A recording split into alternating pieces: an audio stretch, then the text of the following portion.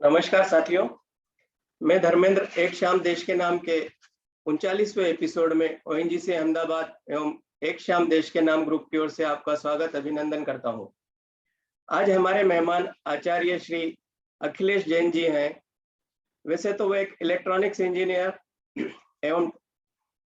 एवं telecommunication engineer हैं, परंतु अब एस्ट्रोलॉजी एवं वास्तु विशेषज्ञ बन गए हैं। वर्तमान में वे गुडलक एजू मीडिया एवं अलौकिक ऊर्जा में मैनेजिंग डायरेक्टर के पद पर कार्यरत हैं। श्री अखिलेश जी ने कई विधाओं में महारत हासिल की है, जिनमें BSc, diploma in electronics and telecommunication, MA इन हिंदी एवं इंग्लिश, एमएससी इन योग, मेडिटेशन एवं साइंस ऑफ लिविंग, ज्योतिष प्रभाकर, ज्योतिष विद्या रत्न, हस्तरेखा शास्त्री, सामुद्रिक कृषि, वास्तु ऋषि, अंक शास्त्राचार्य तथा योग विशारद प्रमुख हैं। श्री अखिलेश जी कई क्षेत्रों में कंसल्टेंट भी हैं, जिनमें एस्ट्रोलॉजी, पामिस्ट्री, वास्तु विज्ञान, gemology, geopathic radiation, energy field, aura, RFI and EFI आदि प्रमुख हैं। आप कई संस्थाओं में अध्यक्ष, उपाध्यक्ष, ट्रस्टी एवं आजीवन सदस्य भी हैं। आप बड़े जोर शोर से सामूहिक वृक्षारोपण करवाकर उनकी देखरेख भी करते हैं। श्री अखिलेश जी, आपका इस प्रोग्राम में स्वागत अभिनंदन है। साथ ही मैं आमंत्रित करता हूं आज के कार्यक्रम की मध्यस्थता करने के लिए प्रोफेसर डॉक्टर यशपाल व्यास सर को, जो इंदौर क्रिश्चियन कॉलेज में सोशियोलॉजी विभाग के विभागाध्यक्ष हैं। आपके कई पेपर एवं लेख प्रकाशित हो चुके हैं। आप एक जाने माने वक्ता हैं। यशपाल जी, आपका स्वागत अभिनंदन है। धन्यवाद नरेश जी। और आज इस सभा में आप सभी लोगों का स्वागत है। जितने हमारे सब मित्र लोग उपस्थित हैं, उन सब लोगों का यहाँ पर स्वागत है। आज जिस शख्सियत से हमारी मुलाकात होने वाली है, वो एक बड़ा अच्छा संगम है, बहुत सारी चीजों का संगम है, जहाँ पर अध्यात्म भी है, पूजा अर्चना भी है, पढ़ना लिखना भी है, भविष्य में झांकने की इच्छा भी है, और साथ में समाज सेवा और कुछ ऐसी लोकोपयोगी विधाओं में उनकी जो दिलचस्पी है, वो हमारे लिए बहुत ही आज के लिए बहुत समसामयिक है। तो जो इस तरह की शख्सियत के रूप में हमारे बीच में श्री अखिलेश जी हैं हमारे बीच में, और मैं उनका स्वागत करता हूँ।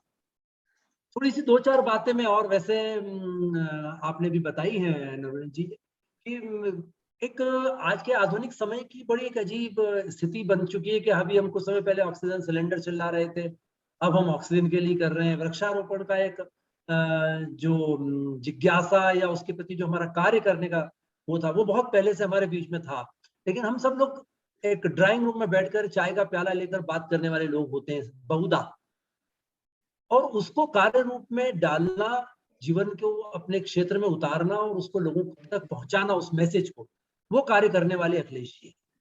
आज का जो उनका विषय है वो भी बड़ा ही दिलचस्प है कि वृक्षारोपण की समय की अनिवार्यता, ये सबको पता है। मेरे ख्याल से हम जितने लोग बैठे हम सब जानते हैं कि समय की अनिवार्यता क्या है, लेकिन ज्योतिष और वास्तु जो कि उनका एक बहुत ही प्रमुख विषय है, जिसको बड़े चाव से पढ़ते हैं और उसको लोकोपयोगी भी बनाते हैं, और उसमें हमारे पौधों का महत्व क्या है, वृक्षारोपण का क्या महत्व है, और खास तौर से जो आज अखिलेश जी हमसे बात करने वाले हैं कि ज्योतिष और वास्तु में पौधे हमारे लिए कहाँ पर के उनका क्या ऐतिहासिक परिप्रेक्ष्य, क्यों हमें कहा गया। जो थोड़ा बहुत मैं जानता हूँ कि कुछ ऐसे वृक्ष हैं जिनके बारे में कहा जाता है कि यदि अगर हमें कभी स्वर्ग जाना पड़े तो इन वृक्षों को हम अपने साथ लेकर के जाएंगे। या ये कहा जाता है कि ईश्वर ने जब हमें यहाँ भेजा था इस पृथ्वी पर, तो कुछ वृक्ष हमारे साथ भेजे थे। तो भारतीय संस्कृति और हमारे अध्यात्म की एक बहुत बड़ी परंपरा है कि हमने अपने धार्मिक विधाओं को, हमारे धर्म पद्धति को, हमारे जीवन पद्धति को बहुत सारी जीव जगत से और वृक्ष या पौधों के जगत से, वनस्पति जगत से जोड़ा है, और उनको प्रिजर्व करने का एक बहुत बड़ा जो एक आदेश जो है हमें धर्मशास्त्रों से मिला है। तो वो केवल आदेश नहीं है, उसके महत्व को भी कहीं पर हमारे धर्मशास्त्रों ने रेखांकित किया है। आज अखिलेश जी उस विषय विशेषज्ञ के रूप में हमारे बीच उपस्थित हैं। हम ज्यादा समय नहीं लेंगे क्योंकि हम बहुत पहले इन सारी चीजों पे चर्चा कर चुके हैं कि हम अपना कम समय दें और ज्यादा समय क्वेश्चन आंसर्स और अपने प्रमुख वक्ता को दें। तो इस बहुत ही दिलचस्प इस व्याख्यान के लिए मैं श्रद्धेय अखिलेश जी को आमंत्रित करता हूं कि अखिलेश जी आप आए और हमारे बीच में इस दिलचस्प विषय को सबके सामने रखें। स्वागत है आप।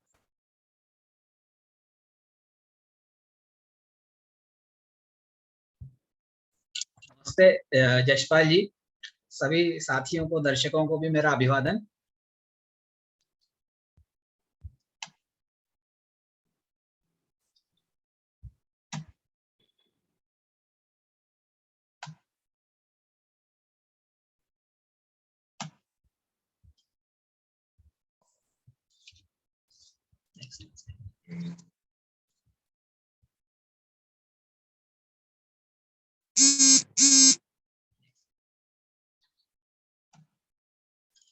मैं आज के इस कार्यक्रम का शुभारंभ एक भागवत के एक श्लोक से करना चाहूंगा।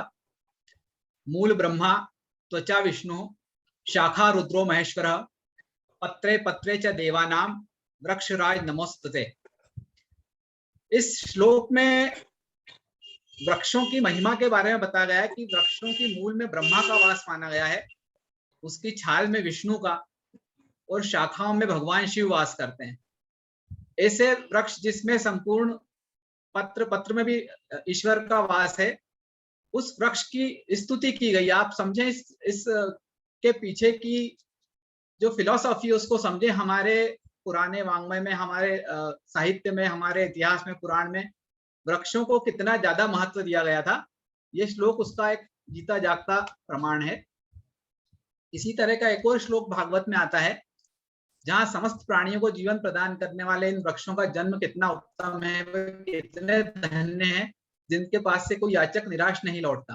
अहो ईशाम वर जन्म सर्व प्राण उपजीवनम सुजनस्येव धन्या महिरूहा येभ्यो निराशा यान्ति नार्थिनः।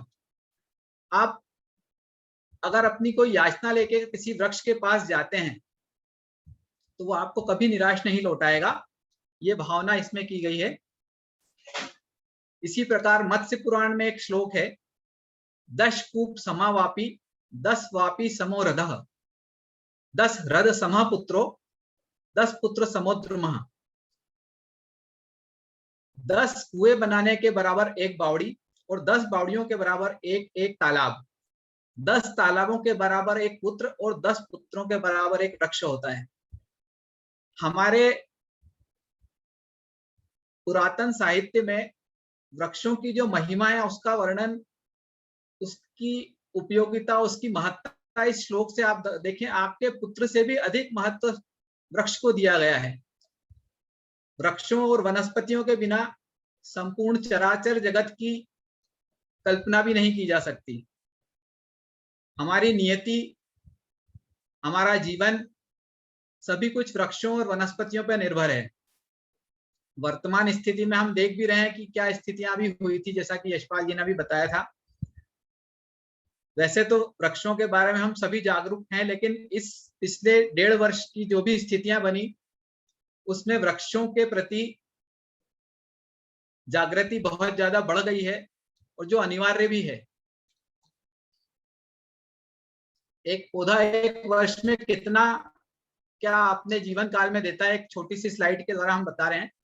50 साल का एक वृक्ष 17.5 लाख रुपए की ऑक्सीजन का उत्पादन करता है, 31 लाख रुपए के पानी की रिसाइकलिंग करता है, 300 पेड़ मिलकर व्यक्ति के जीवन भर का फैलाया हुआ प्रदूषण खत्म कर सकते हैं। 35 लाख रुपए का वायु प्रदूषण एक वृक्ष नष्ट करता है। हमारे आसपास के तापमान को 3% कम लगभग ये करने में सक्षम होता है, जो उससे वाष्पन होता है, इवापोरेशन होता है। एक वृक्ष साल भर में 3 किलो, हर साल 3 किलो कार्बन डाइऑक्साइड सोखता है और 18 लाख रुपए का जो सॉइल इरोजन है, जमीन के कटाव के खर्च को ये रोकता है।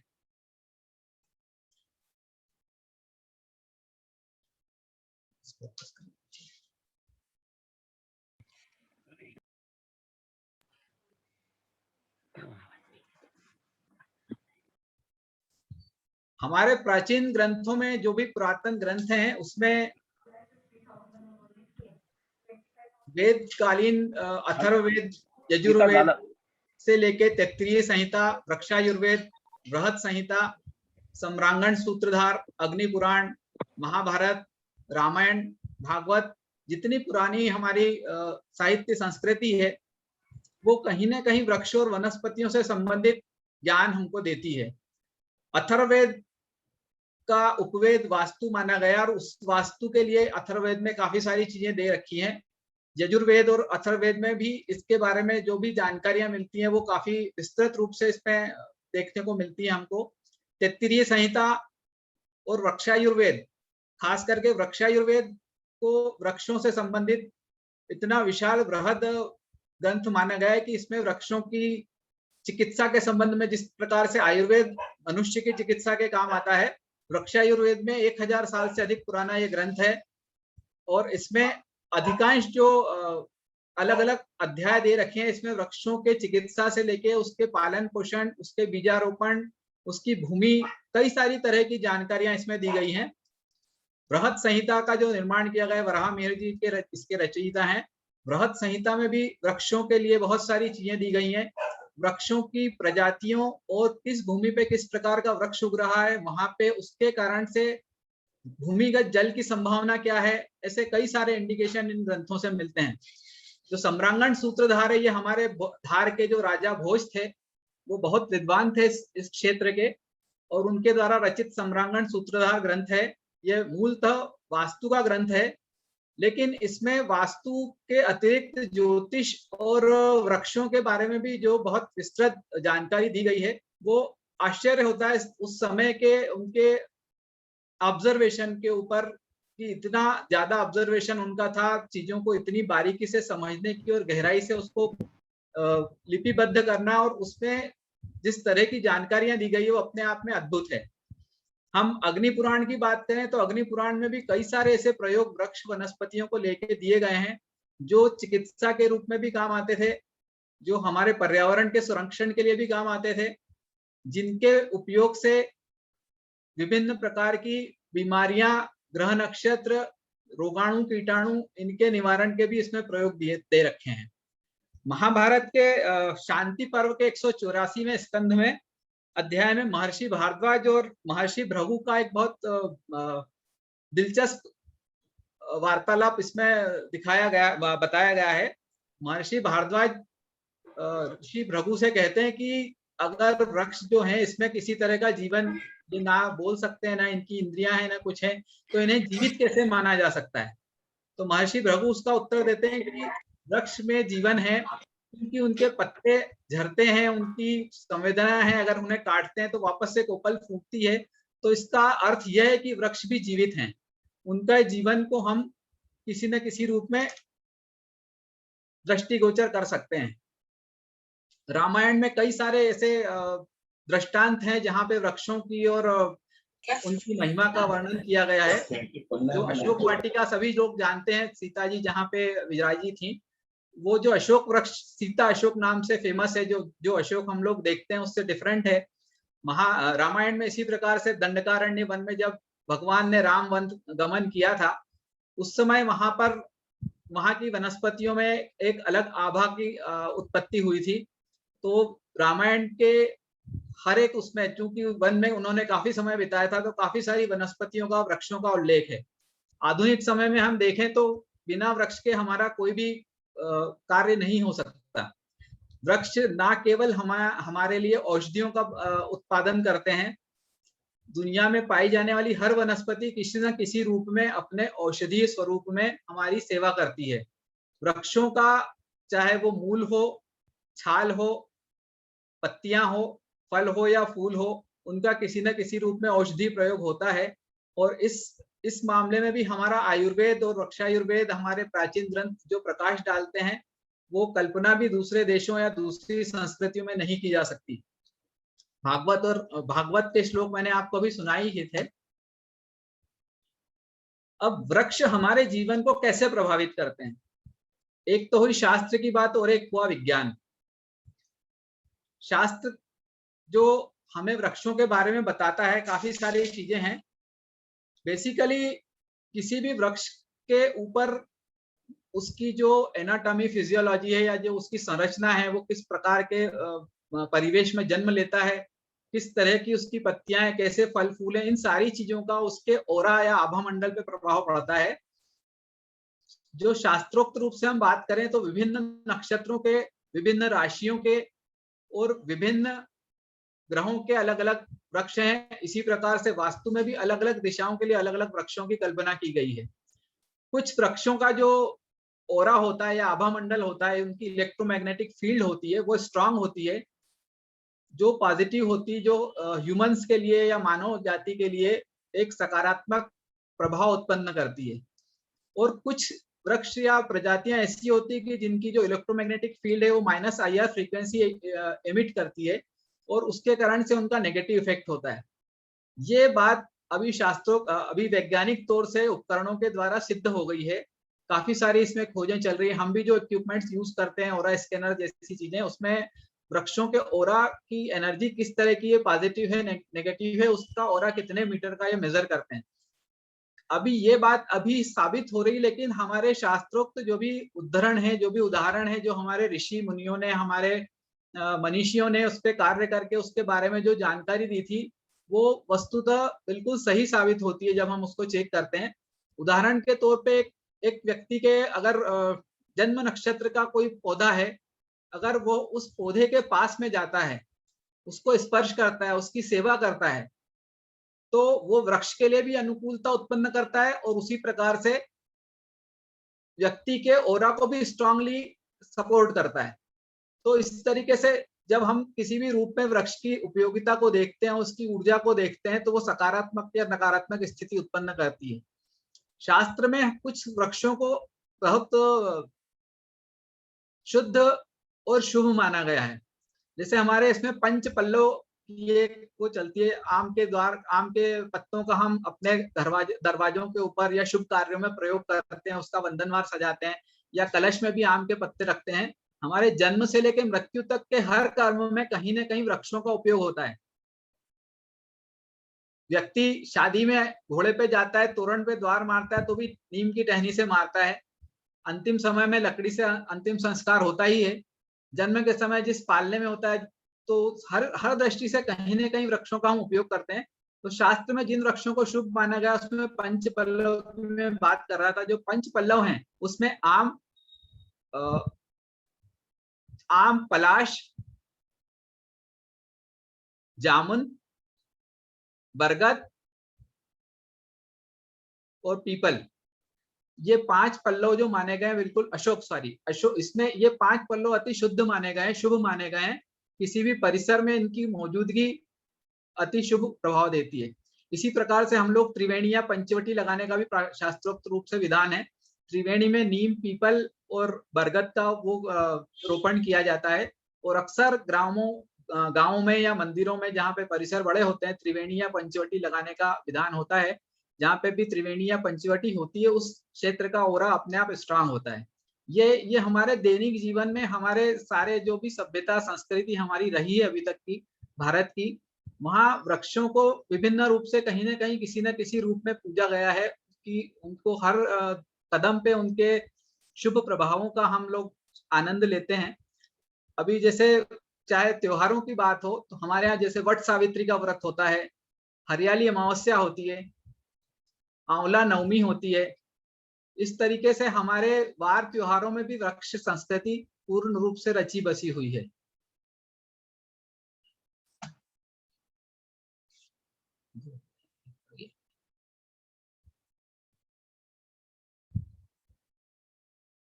जो मैं बात कर रहा था अभी, आज की जो चर्चा थी हमारी ज्योतिष और वास्तु में वृक्षों की, क्या, एक मिनट,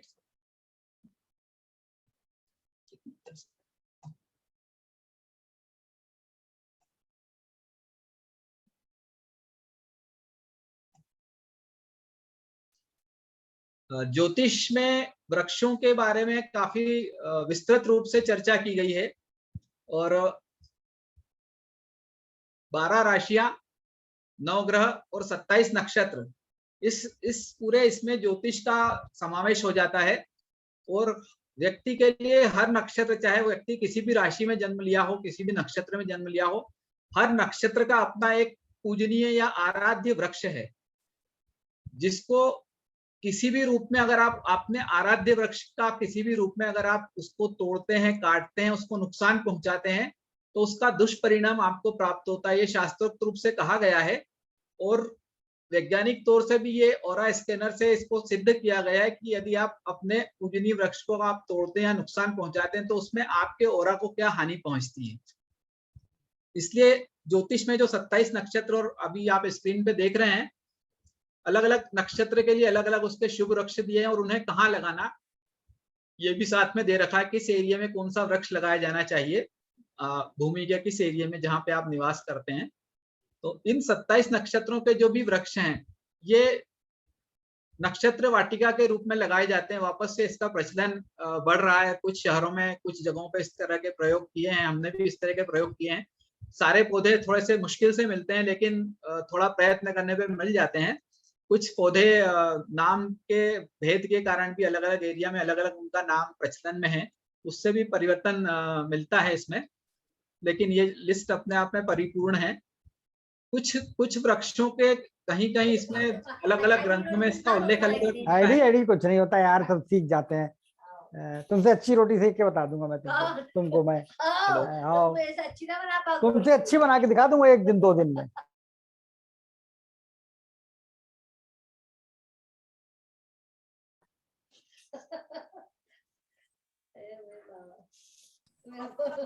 कंटिन्यू करें सर।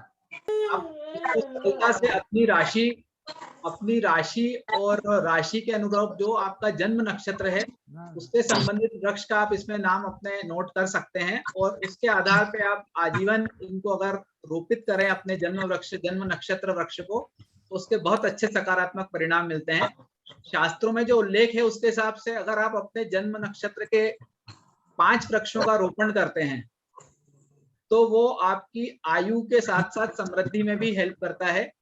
अगर आप 7 से अधिक वृक्ष का रोपण करते हैं तो जो जिसके पुत्र या जिनकी संतानहीनता की स्थिति है उनको संतान की स्थिति बन सकती है। ऋण, कर्जा, रोग मुक्ति के लिए भी इनका उल्लेख किया गया है। किसी भी प्रकार की बाधा या कोई शारीरिक कष्ट, उस स्थिति में भी आप इसको लगाने का विधान कर सकते हैं। वृक्षों के दान का भी बहुत अधिक महत्व है ज्योतिष में।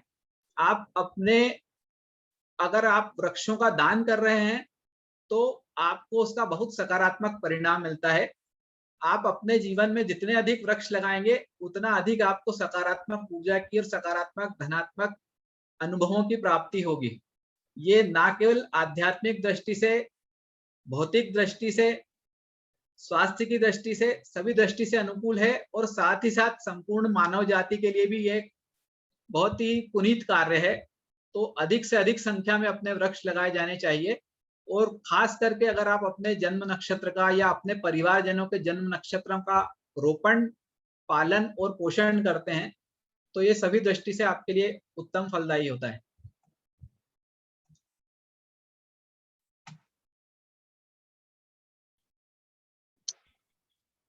वास्तु में विशेष तौर से जो वृक्षों का निर्धारण किया गया है वो दिशाओं के अनुरूप, एक तो वृक्षों का रोपण, किस दिशा में कौन सा वृक्ष लगाना।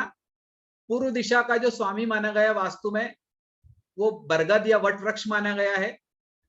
पश्चिम दिशा का स्वामी माना गया है पीपल, उत्तर का पाकड़ और दक्षिण का गुलर या औदुंबर। ये 4 मुख्य दिशाओं के वृक्ष हैं। इसके अलावा शुभ वृक्षों की श्रेणी में जो भी चीजें आती, जो वृक्षों की गिनती होती है उसमें अशोक, उसमें नॉर्मल अशोक और सीता अशोक, आंवला, बहेड़ा, हरड़ा, बेल वृक्ष भी बहुत शुभ वृक्षों की श्रेणी में आता है और इसके पत्ते से लेके इसका फल औषधि प्रयोग में भी होता है और जहाँ पे भी यह होता है वहां सकारात्मक ऑरा होता है। इसके अतिरिक्त अमलतास, पलाश, कचनार, बादाम, कदम्ब, कदम वृक्ष जो है वो कृष्ण जी का प्रिय वृक्ष था, और उन्होंने एक जगह महाभारत में उदाहरण दिया है, वृक्षों में मैं पीपल हूँ। अश्वत्थ, पीपल को अश्वत्थ भी कहा गया है, तो वृक्षों में मैं पीपल हूँ, इस तरीके से उन्होंने बताया है। तो पीपल वृक्ष भी बहुत ज्यादा विशेष रूप से पूजनीय और शुभ वृक्षों की श्रेणी में आता है। तो ऐसे कई सारे वृक्ष हैं, फलदार वृक्षों के भी कई सारी ऐसी प्रजातियां हैं कि जो हमारे लिए उपयोगी हैं। इसी तरीके से अभी चलन हमारे आंतरिक जो भी घरों के अंदर हम आंतरिक रूप से जो प्रदूषण रोकने के लिए कई सारे वृक्षों का लगाने का विधान बताया गया है। उसमें विशेष तौर से अभी जो स्नेक प्लांट, अरिका पाम, ऐसी बहुत सारी प्रजातियां हैं जिन्हें हम अपने घरों के अंदर भी लगा सकते हैं। एक वास्तु में एक भ्रांति, कुछ वृक्षों के बारे में, शुभ और अशुभ वृक्षों के बारे में कुछ सारी भ्रांतियां भी हैं जो विशेष तौर से कई सारी किताबों या मीडिया में इसके बारे में कई दुष्प्रचार भी किए गए। तो कुछ हद तक सही हैं, जो इस पे वैज्ञानिक प्रयोग हमने किए हैं और जो ओरा के मापन किए हैं, मेजरमेंट्स किए हैं, ओरा के RFI रीडिंग्स लिए हैं, इनकी EFI रीडिंग्स लिए हैं, उसमें जो भी वृक्ष बहुत सारे ऐसे शुभ अशुभ बताए गए हैं, उसमें से कई तो सत्य पाए गए, लेकिन कुछ सत्य नहीं भी हैं। विशेष तौर से दूध वाले वृक्षों का ये कहा गया है कि जिन वृक्षों को तोड़ने पर उनमें से दूध निकले वो अशुभ होते हैं। तो सारे वृक्ष अशुभ नहीं होते हैं। इसमें विशेष तौर से मैं चंपा का उल्लेख करना चाहूंगा। जो चंपा का वृक्ष है उसमें से भी दूध निकलता है, लेकिन वो अशुभ वृक्ष नहीं है, उसका ओरा पॉजिटिव है। और देवी को चढ़ने वाले पुष्पों में चंपा का पुष्प विशेष तौर से प्रिय माना गया है। चंपा की लगभग 550 प्रजातियां पूरे विश्व में पाई जाती हैं। उसमें से जो चलन में हमारे यहाँ विशेष तौर से देखने को मिलती हैं वो सफेद, लाल, पीला, गुलाबी और नाग चंपा। एक स्वर्ण चंपा भी होती है जिसे मराठी में सोन चाफा भी कहते हैं। तो ये वेराइटीज जो सारी हैं इनमें दूध निकलता है, लेकिन ये पॉजिटिव वाइब्स देती है, पॉजिटिव ओरा बनाती हैं। इसी तरीके का एक और प्रमुख वृक्ष है, पौधा है, जो हम बहुतायत से हमारे खेतों में इधर उधर सब जगह उगता हुआ देखते हैं, वो है आकड़ा या आक का पौधा।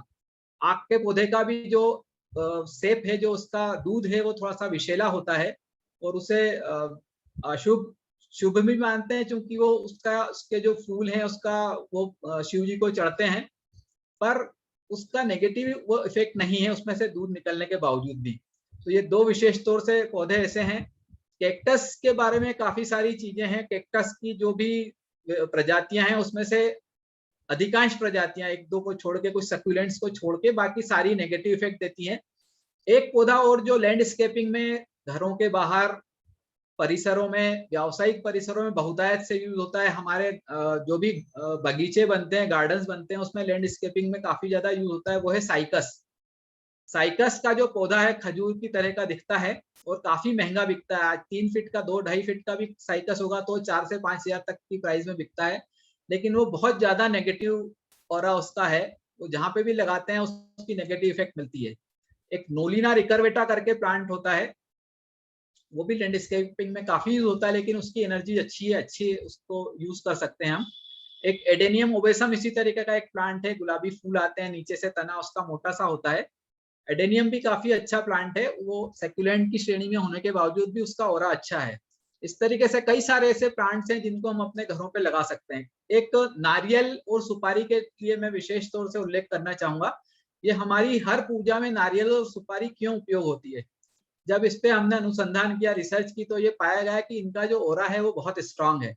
सुपारी और नारियल जिस भी परिसर में होती है उसके वाइब्स बहुत पॉजिटिव होते हैं।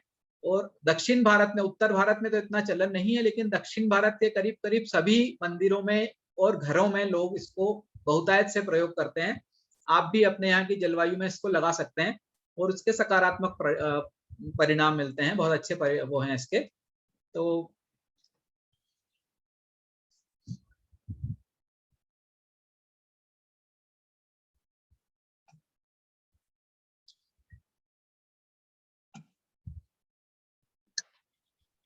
वृक्षों के बारे में जो भी भ्रांतियां हैं बहुत सारी, अभी मैंने आपको जैसा बताया कि वास्तु में या दूसरे उसमें कई सारी भ्रांतियां इसमें हैं।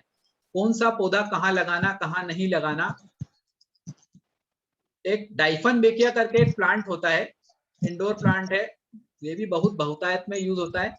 इसका जो शाब्दिक अर्थ है डाइफन बेकिया का, वो है डीफ एंड डंग। इसका जो सेप है, अगर छोटे बच्चे किसी दृष्टि से इसको अगर चख लेते हैं या मुंह में ले लेते हैं तो वो उससे डीफ एंड डम होने का खतरा हो सकता है। इसका सेब जहरीला होता है, लेकिन बहुत इजीली अधिकांश घरों में बिना जाने समझे इसको लगाया जाता है। तो ये सावधानी रखनी चाहिए इस तरह के पौधे लगाने में। कोई सा भी पौधा लगाएं तो उसके बारे में पूरी जानकारी होने के बाद ही लगाएं तो ज्यादा अच्छा है। सारे पौधे हमारे लिए अनुकूल नहीं है, लेकिन हरियाली जरूरी है, पौधे जरूरी हैं, और देख समझ के लगाना और भी ज्यादा जरूरी है। आप लोगों के प्रश्न अगर कोई भी हो तो मैं चाहूंगा कि वो आमंत्रित हैं। बहुत सारी जिज्ञासाएं होंगी। धन्यवाद अखिलेश जी। और आपने एक बहुत अच्छी, हमारे सामने एक बड़ी अच्छी बात रखी है कि पौधे क्या है। एक पहला प्रश्न मैं आपसे पहले पूछना चाहता हूँ, तुलसी का हमारे इसमें बड़ा महत्व है। आप तुलसी के पौधे को हम लोग, मैं कई बार कुछ दूसरे टीवी चैनल्स देखता हूँ तो वहाँ पर हमने शायद तुलसी के पौधे को अपने घर से बाहर निकाल दिया, लेकिन विदेशों में तुलसी का महत्व बहुत अच्छे से उनको समझ में आया है। और क्या तुलसी का कोई अपने धार्मिक स्थिति से, मेडिकल, हमारे जो चिकित्सा विज्ञान की दृष्टि से क्या क्या उपयोग हैं और क्या उसकी महत्ता है, और किस तरीके से हम इसको अपने घरों में और अच्छे तरीके से पनपा सकते हैं? जरा इस पे तुलसी के पौधे को लेकर के आप कुछ दो बातें बताएं तो ज्यादा अच्छा लगेगा। यशपाल जी, आपने बहुत ही अच्छा प्रश्न पूछा है। मैं एक छोटा सा इसके बारे में एक प्रयोग जो हमने किया था पूर्ण सूर्य ग्रहण के समय, उसका एक वाक्य बताता हूँ, उससे आपको इसकी महत्ता और इसका इंपॉर्टेंस जो हमारे शास्त्रों में दिया गया है वो मालूम होगा। जब पूर्ण सूर्य ग्रहण हुआ था तब उस समय नर्मदा किनारे हमने एक प्रयोग किया था। 2 कटोरियों में नर्मदा जल रखा था और ग्रहण शुरू होने के पूर्व दोनों कटोरियों के जल का हमने इलेक्ट्रोमैग्नेटिक रीडिंग ली, उसकी क्या हो रहा है उसका। उसके ग्रहण से पहले उस एक में तुलसी का पत्र डाला और एक बिना तुलसी सादा जल रखा, फिर से उसकी रीडिंग ली, आंशिक ग्रहण तक ली, पूर्ण ग्रहण पे ली, ग्रहण खत्म होने के बाद फिर से रीडिंग ली। हमारे शास्त्रों में पुराने उसमें ये सूर्य ग्रहण के समय, चंद्र ग्रहण के समय ये कहा जाता है कि आप अपने जल में, अपने खाद्य पदार्थों में तुलसी का अगर पत्र डाल देते हैं तो वो शुद्ध हो जाता है। हम लोग ज्यादा पढ़े लिखे हैं, हम इसको अंधविश्वास मानते हैं, लेकिन ये अंधविश्वास नहीं है। वैज्ञानिक तौर से इसको सिद्ध किया गया है। इसके बारे में जो मैंने आपको बताया, वो प्रयोग हमने जो किया, उसकी जो रीडिंग्स ली, वो आप विश्वास नहीं करेंगे कि जो रीडिंग्स पहले नॉर्मल थी, ग्रहण के शुरू होने के बाद जिस जल में तुलसी का पत्र डाला गया था उसके ओरा में कोई चेंज नहीं आया। पूर्ण ग्रहण में भी उसमें कोई चेंज नहीं आया। पूर्ण ग्रहण होने के बाद, जब ग्रहण मोक्ष के बाद भी जो नॉर्मल पानी था उसका ओरा रीगेन होने में, वापस अपनी पुरानी स्थिति में आने में उसमें 3 से 4 घंटे का समय लगा। लेकिन जिसमें तुलसी पत्र डला हुआ था उसके ओरा में पहले से लेके लास्ट तक कोई चेंज नहीं आया। आप इस छोटे से प्रयोग से इस तुलसी पत्र की महिमा को, इसके इम्पोर्टेंस को समझ सकते हैं। तुलसी हमारे आंगन, घर आंगन, हमारी पूजा, हमारी सब गतिविधियों की दैनिक वो थी। हर आंगन में तुलसी लगती थी। घर छोटे होने के कारण लोगों के यहाँ पे जगह नहीं है, किसी के यहाँ बालकनी में धूप नहीं आती है, तो ये समस्या रहती है। लेकिन तुलसी जरूर लगाई जानी चाहिए। इसका आयुर्वेदिक स्वास्थ्य की दृष्टि से और दूसरी सभी दृष्टि से बहुत अधिक महत्व है। धन्यवाद अखिलेश जी। और वास्तव में इसका चिकित्सकीय और वानस्पतिक विश्लेषण जब भी हुआ है, तुलसी का पौधा बहुत सर्वोपरि रहा है और इसके परिणाम भी हम सब लोगों ने देखे। हम इसका चाय में पत्र डाल करके, उबाल करके पीते हैं तो इसके हमें बहुत सारे फायदे मिले हैं। और ये केवल ऐसी बातें नहीं है, कपोल कल्पित बातें नहीं है, ये तथ्य हैं। और आपके वैज्ञानिक विश्लेषण जो होते हैं उससे इन चीजों को और बल मिलता है। अब हमारे सामने बहुत सारे हैं और मैं जानता हूँ कि वो सब बहुत जिज्ञासु हुए हैं। जब आपसे डायरेक्ट कुछ प्रश्न करेंगे और आप उनकी जिज्ञासाओं का समाधान करीब 10 से 12 मिनट में कंप्लीट करने की कोशिश करें। आचार्य जी मुझे एक प्रश्न है। सबसे पहले मैं आपका स्वागत, मुझे ये बहुत रुचिपूर्ण सब्जेक्ट लगा और आपकी इसके अंदर इतनी गहन आपकी शिक्षा, दीक्षा और अनुभव, और मैं आज नतमस्तक हो गया हूँ आज। और ये विषय इसलिए था कि मेरे अंदर भी, जैसे आपने बताया कि वृक्षों की जो विधि विधान के दृष्टि से भी हमारे मन में जो एक जिज्ञासा होती है।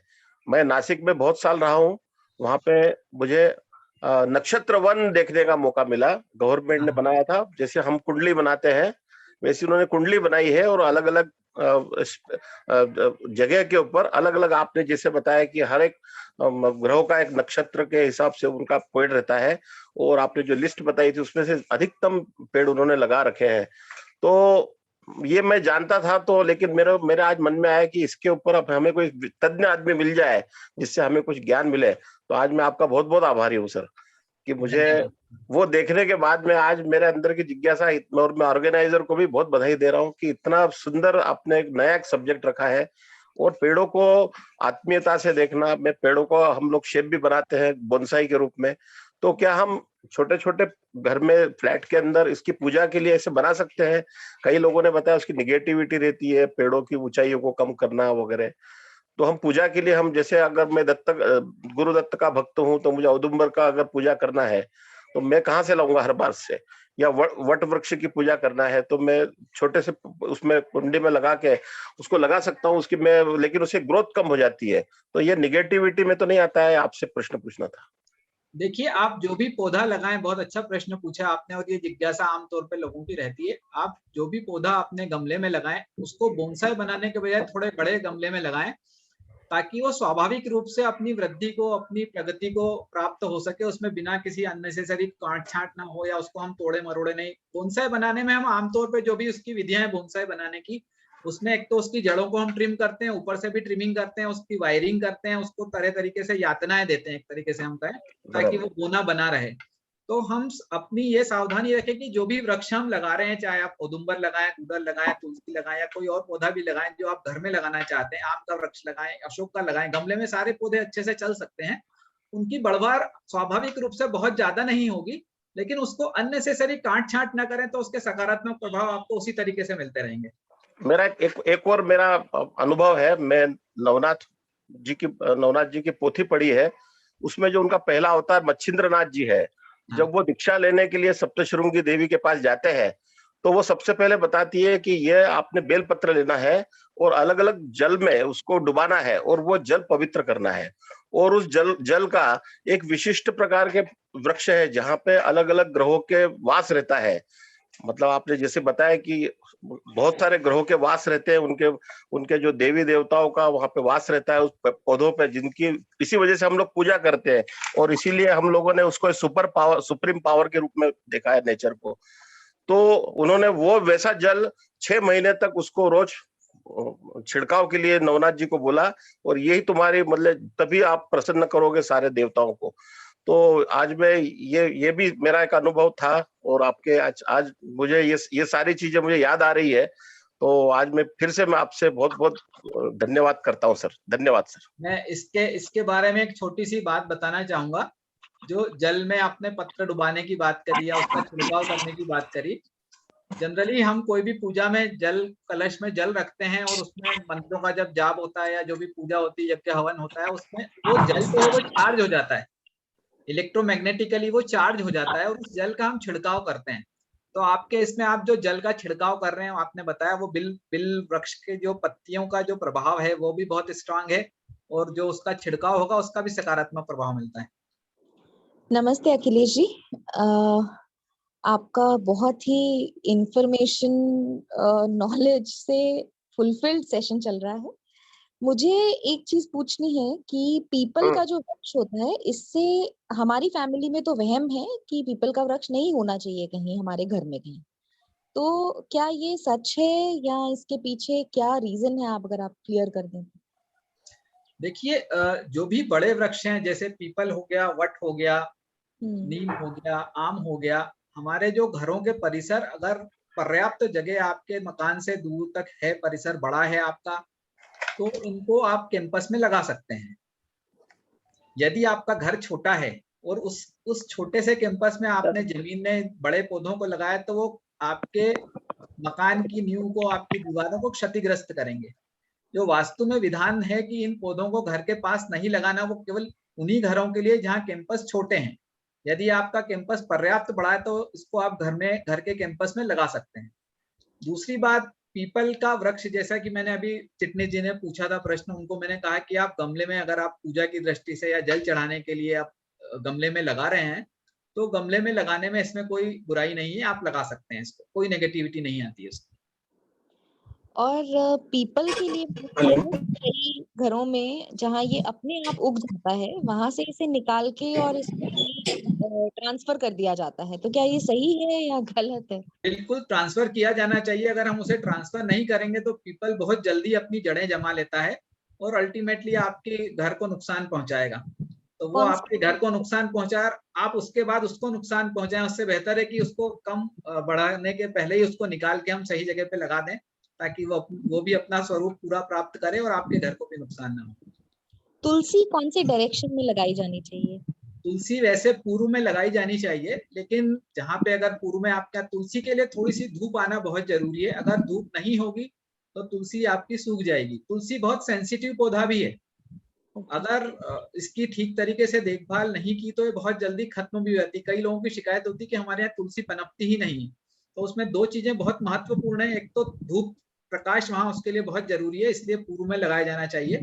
अगर संभव नहीं है, आपके यहाँ पे पूर्व क्लोज है या पूर्व की दिशा में आपके यहाँ कोई बालकनी या ओपन एरिया नहीं है, तो आप पश्चिम में या दूसरी दिशाओं में भी लगा सकते हैं, उसके लिए मनाही नहीं है, लेकिन प्रिफरेबली पूर्व में लगाया जाना चाहिए। Thank you so much. Sir मेरा एक सवाल मेरा है। एक प्रश्न है। हेलो। हाँ हेलो। हाँ पराग जी बोलिए। बगैरवाल मैं डॉक्टर आर के बगैरवाल बोल रहा हूँ मऊ से। हाँ सर बोलिए। मैं सर सबसे पहले तो ये चाहता हूँ कि ये जो आज आपने रोचक वार्ता जो दी है, सबसे पहले हम सब जितने इस कार्यक्रम से जुड़े हैं वो 1 से 5, 5 से 25 के माध्यम से लोगों में जागरूकता की तरफ बढ़े। नंबर 1 तो हमारी सार्थकता होगी। अगर हम केवल ये बात सुन के यही खत्म करके और अपने तक अंतर्मन में ले लेंगे, कोई मतलब नहीं है। क्योंकि अखिलेश जैन साहब का जो मैंने सोचा है कि जितने लोग आज जुड़े हुए हैं इसके माध्यम से लोगों को जागरूकता में जोड़ें। और दूसरी बात ये, हमारे सनातन धर्म, ज्ञान, विज्ञान इसके बारे में जानकारी प्राप्त करें। और जहां तक वृक्षों का सवाल है, अभी थोड़े दिन पहले आपका जो है पृथ्वी दिवस कार्यक्रम हुआ था, तो उसमें भी यही बातें उभर के आई थी कि आज के परिवेश में देखिए ऑक्सीजन को बहुत बड़ा व्यवसाय बना दिया गया है, वाटर को बहुत बड़ा व्यवसाय बनाया गया। तो वृक्षों का यदि हम अध्ययन करेंगे और इसके बीच में जागरूकता लाएंगे तो लोगों में हमारे इस कार्यक्रम की सार्थकता होगी। तो आज हम इस प्रोग्राम के माध्यम से ये प्रण लें कि इसकी जानकारी को हम लोगों को पहुंचाने में एक बहुत बड़ा हमारा रोल होना चाहिए, तभी इस कार्यक्रम की सार्थकता सिद्ध होगी। ये मेरे अपने व्यक्तिगत विचार है। धन्यवाद बहुत। जी मेरा एक प्रश्न है। हाँ, मेरे घर के आंगन में एक बेल का वृक्ष है और उसपे किसी कारणवश किसी ने अमर बेल डाल दी थी जो कि बहुत फैल गई, तो हमें फिर उसे बेल की टहनी और ये कटवानी पड़ी। लेकिन कुछ अमर बेल वहां पे छूट गई तो वापस से वो बढ़ने लग गई। तो क्या करना चाहिए, क्योंकि अमर बेल के आने से बेल का वृक्ष सूख जाता है या फिर उसमें फल प्रॉपर नहीं आते हैं? देखिए अमरबेल के लिए तो सबसे उपयुक्त तरीका यही है कि उसको चुन चुन के आपको पूरा हटाना पड़ेगा। ओके। अमरबेल का नाम ही अमरबेल इसलिए है कि वो एक बार जहां लग जाती है तो जब तक आप उसको हटाएंगे नहीं, वो वृक्ष को सुखाए बिना वहां से हटती नहीं है स्वयं। मकान का जब मुहूर्त होता है, जब भूमि पूजन होता है, भूमि पूजन के बाद जो कलश उसकी नींव में रखा जाता है उसमें भी अमरबेल का टुकड़ा रखा जाता है। वो इसीलिए रखते हैं कि आपका जो निवास है वो अक्षुण्ण रहे, चिरस्थायी बना रहे। तो अमरबेल के लिए तो जो सबसे अच्छा उपाय है वो यही है कि उसका एक भी टुकड़ा वृक्ष पे ना बचे, तभी वो आपका बेल वृक्ष बच पाएगा। अच्छा, क्योंकि हमने एक बार बेल वृक्ष बेल वृक्ष की टहनियां कटवा दी थी, लेकिन एक सूखी अमर बेल की बेल थोड़ी सी रह गई थी, जिसके कारण अभी बारिश के मौसम में वापस फैल जाएगी, वापस फैल जाएगी। उसको तो आपको कुछ भी नहीं छोड़ना है, अच्छा, जब दिखे तब उसको निकालना है। जो बेल का वृक्ष जैसे बार बार पत्ते काटे तो उसमें भी पाप के हम अब ये आपने उसको बचाने के लिए काटा, वैसे तो नहीं काटा जाता, लेकिन उसके संरक्षण के लिए, उसको बचाने के लिए, या जो सूखी टहनियां उसको काट रहे हैं तो चल सकता है, इसमें आप वो नहीं करें। लेकिन उससे क्षमा जरूर मांगना, आप वृक्ष से क्षमा मांगिए। वृक्ष भी एक जीवित एंटिटी है, वो एक जीवित संरचना है। हमारे शास्त्रों में विधान दिया गया है किसी भी पेड़ को काटने से पहले के उसकी स्तुति की जाती है, उनके विशेष नक्षत्र हैं उसी में उसे काटा जाने का विधान है। पीपल वृक्ष को काटना है तो पुष्य नक्षत्र के दिन उसके एक दिन पहले जाके उसकी अर्चना की जाती है, उसकी पूजा की जाती है, उससे क्षमा मांगी जाती है, और किस कारण से काट रहे हैं उसके लिए उससे क्षमा मांगते हैं। पुष्य नक्षत्र के दिन अगर उसको शिफ्ट करना है, उसको काटना है, तो आप पुष्य नक्षत्र को काटिए और उसका फिर पुनः रोपण करिए। अगर आपने एक पीपल आपके हाथ से कटा है तो आपने कम से कम 10 पीपल लगाने चाहिए। और ये बेल वृक्ष को कब काट सकते हैं सर? बेल वृक्ष का नक्षत्र मेरे को थोड़ा सा एकदम अभी मैं आपको देख के बता दूंगा, आप मेरे पर्सनल नंबर पे कांटेक्ट कर लेना या मैं ग्रुप में डाल दूंगा। हाँ हाँ, आपका नंबर दे दीजिएगा सर। जी हेलो आचार्य जी, हेलो आचार्य जी, अखिलेश जी, जय जिनेन्द्र। हाँ, जय जिनेन्द्र जी। जय जिनेन्द्र, मेरा एक प्रश्न है कि अभी एलोवेरा इतना उपयोगी पौधा है और उसके इतने तरह तरह के उपयोग है, तो क्या हम एलोवेरा को घर में रख सकते हैं? जैसे हमारे बिल्कुल रख फ्लैट है तो सकते हैं फ्लैट में बालकनी एलोवेरा। में लगा सकते हैं। हाँ हाँ हाँ, एलोवेरा ग्वारपाठा या घृत कुमारी बोलते हैं हमारे इसमें, और इससे बहुत सारी औषधीय इसका प्रयोग है। इसकी जो जेल है, इसका जो रस है, उसका डायरेक्ट भी सेवन किया जाता है। इसकी बाटी बना के भी जोड़ों के दर्द के लिए इसका उपयोग किया जाता है। बहुत सारे उपयोग हैं, सौंदर्य प्रसाधन के रूप में, लेप के रूप में, जड़े हुए पे बहुत सारी चीजों में इसका उपयोग किया जाता है, और ये शुभ वृक्षों की श्रेणी में आता है। हालांकि एक सक्यूलेंट है, कैक्टस और सक्यूलेंट की प्रजाति का है, लेकिन इसके ऑरा पॉजिटिव है और आप इसे घर पे लगा सकते हैं। Thank you. आचार्य जी, एक प्रश्न है। हमने कहीं तो पढ़ा है कि आपके मकान के ऊपर अगर वृक्षों की ज्यादा छाया आती है तो वो एक नकारात्मक ऊर्जा पैदा करती है, ये सही है? इसके बारे में जो विधान है वो ये है कि आपकी सुबह और शाम की छाया अगर आ रही है तो वो नुकसानदायक नहीं मानी गई है, क्योंकि सुबह के अगर सूर्योदय के समय पे आपका दूर भी कोई वृक्ष होगा तो उसकी लंबी छाया पड़ेगी। तो मॉर्निंग सन मतलब प्रथम प्रहर, प्रथम 3 घंटे, सूर्योदय से प्रथम के जो 3 घंटे एक पहर वहां, और सूर्यास्त के पहले का एक पहर, ये दोनों समय में अगर छाया आ रही तो उसे नुकसानदेह नहीं माना गया है। दोपहर के समय पे छाया आना वो शुभ नहीं माना गया है। धन्यवाद। पीछे साइंटिफिक रीजन है। साइंटिफिक रीजन ये है कि अगर आपके घर के ऊपर ज्यादा समय तक छाया रहेगी तो आपको सूर्य की किरण नहीं मिलेगी, और जैसा कि डॉक्टर सुषमा ज्यादा अच्छे से बता पाएंगे कि विटामिन डी की कितनी आवश्यकता हम सबको है।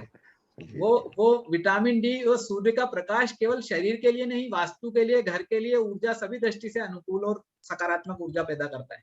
धन्यवाद, धन्यवाद जी। जी, आज के समय में जहाँ जगह इतनी कीमती है तो हम सोच समझ के तो प्लांटेशन कभी-कभी नहीं कर पाते हैं। जहाँ स्पेस मिलती है वहीं पे प्लांट लगाते हैं। तो ऐसे कोई डायरेक्शन या ऐसा कोई वास्तु के हिसाब से लोकेशन है जहाँ प्लांट्स नहीं लगाने चाहिए? कोई नेगेटिव इफेक्ट होता है उसका? देखिए, प्लांट्स नहीं लगाने वाली तो मैं नहीं समझता कि कोई भी जगह है।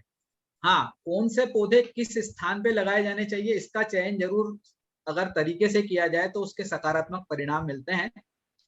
और आज के समय की तो आवश्यकता शहरों की ये है कि हम जितना ज्यादा अर्बन जंगल्स क्रिएट कर सकें। आपके पास 10 बाय 10 की भी स्पेस खाली है तो उसको आप ग्रीनरी से भर दीजिए। आपके पास 100 बाय 100 की स्पेस है तो उसको भर दीजिए। जितना ज्यादा हम लगाएंगे उतना ज्यादा उसका सकारात्मक परिणाम पाएंगे।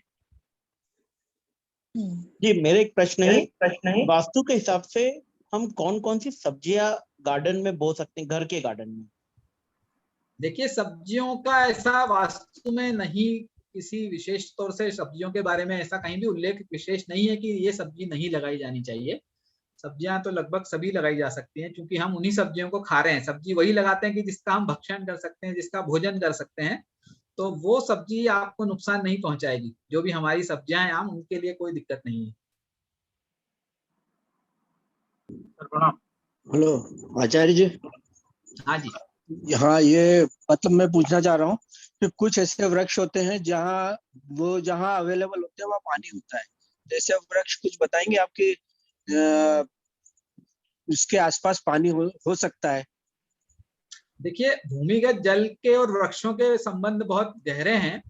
वृहत संहिता में वराह मिहिर जी ने इसके बारे में काफी चीजों का उल्लेख किया है, लेकिन प्रैक्टिकली आज के समय में जैसे इंदौर संभाग की हम बात करें तो यहाँ पे जो भूमिगत जल है उसका स्तर बहुत ज्यादा नीचे हो गया, और इसी कारण से हर साल यहाँ पे गर्मियों में बोरिंग पे प्रतिबंध लग जाता है। तो अभी की परिस्थितियां और वराह मिहिर जी के समय की परिस्थितियों में बहुत अंतर है। अभी भूमिगत जल का जो स्तर है वो अधिकांश शहरों में, अधिकांश जगहों पे नीचे हो गया है, तो वृक्षों के आधार पे हम इसकी गणना उतनी सटीक नहीं हो पाती है, ये प्रैक्टिकली मैंने ऑब्जर्व किया है। अभी हम जो अंडरग्राउंड वाटर डिटेक्शन का काम करते हैं उसमें 2 तरह की मेथड हम काम में लाते हैं और करीब करीब 100% उसकी सक्सेस रेट है। एक तो पहले जो यूज करते थे कॉपर रॉड डाउजिंग टेक्निक से यूज करते थे, और अभी ओरा स्कैनर में इसके सैंपल्स आते हैं, उसको यूज करके भी हम डिटेक्ट करते हैं। वापस बताएंगे किसका क्या यूज करते हैं? यूनिवर्सल थर्मो स्कैनर, ओरा स्कैनर के कुछ सैंपल्स इसमें यूज करके उसका प्रयोग करते हैं।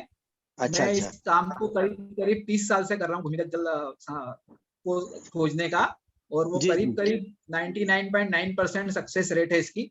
मैं खेती वाली जगहों पे नहीं कर पाता हूँ क्योंकि मेरे पास इतना समय नहीं है, केवल शहरों में घरों के लिए या इंडस्ट्रीज के लिए ही कर पाता हूँ। तो उसके जो वृक्षों की आप बात कर रहे थे, कई सारे ऐसे वृक्ष हैं कि जिनकी उपस्थिति उसको दर्शाती है। जैसे अर्जुन करके एक वृक्ष है, अर्जुन है, करीब करीब पूरे भारत में और खास करके जो मध्य क्षेत्र है हमारा सब जगह पाया जाता है। अर्जुन बहुत अच्छा वृक्ष है, लेकिन उसकी एक विशेषता है, वो जहाँ पानी होगा वहीं उगेगा। आप देखेंगे जो हमारी बरसाती नदियां भी हैं, जो हमारे इंदौर के आसपास की नदियां, छोटे छोटे, आप कोई से भी झरने पे जाएं, किसी भी नदी पे जाएं, छोटी नदी पे, उसके किनारे पे ही आपको अर्जुन का वृक्ष मिलेगा, हर जगह नहीं मिलेगा। मेरी स्लाइड में भी एक बड़ा सा फोटो था, उसमें मैं बैठा हुआ दिख रहा था, बहुत काफी चौड़ा पेड़ था, वो अर्जुन का ही पेड़ था। वो नदी किनारे का ही वृक्ष है और वो केवल नदियों की तलहटी में जहाँ उसको पर्याप्त पानी मिलता है या ऐसी जगह, अभी मेरा सागर के एरिया में, बुंदेलखंड एरिया में भी काफी कुछ मेरे प्रोजेक्ट्स चल रहे थे, तो पिछले 2 सालों में मैंने करीब कम से कम 40-50 बार मेरी विजिट्स हुई। सागर एरिया में भी जो भूमिगत जल है वो काफी अच्छा है, और वहाँ सागर शहर में एंटर होते से ही बड़े बड़े, मतलब 100 सवा सौ साल पुराने अर्जुन के वृक्ष थे। अभी 4 लेन बनने के कारण पिछले साल वो काट दिए गए, बड़ा दुख हुआ। तो ये अर्जुन का वृक्ष वहीं होगा। ऐसे ही खजूर के वृक्ष के साथ में कुछ और वनस्पतियों की भी उपस्थिति भूमिगत जल की उपलब्धता दर्शाती है। तो कई सारी पलास है, पलास या ये अपना आक, ये भी कुछ ऐसे गुलर नहीं, पलाश, आक और गुलर का भूमिगत जल से संबंध नहीं है। पलाश तो हमारे यहाँ के जंगलों में बहुतायत से पाया जाता है। ये जरूर है कि पलाश का पौधा उगने के बाद, क्योंकि उसको नदी किनारे अच्छी वो मिल जाती है नमी, तो वो जल्दी से बढ़ता है। बाकी पलाश तो सूखे में भी अच्छे से चल जाता है कई जगह। और आंकड़े का पौधा भी इसकी उपस्थिति को नहीं दर्शाता, विशेष तौर से इसका कोई कनेक्शन नहीं पाया गया।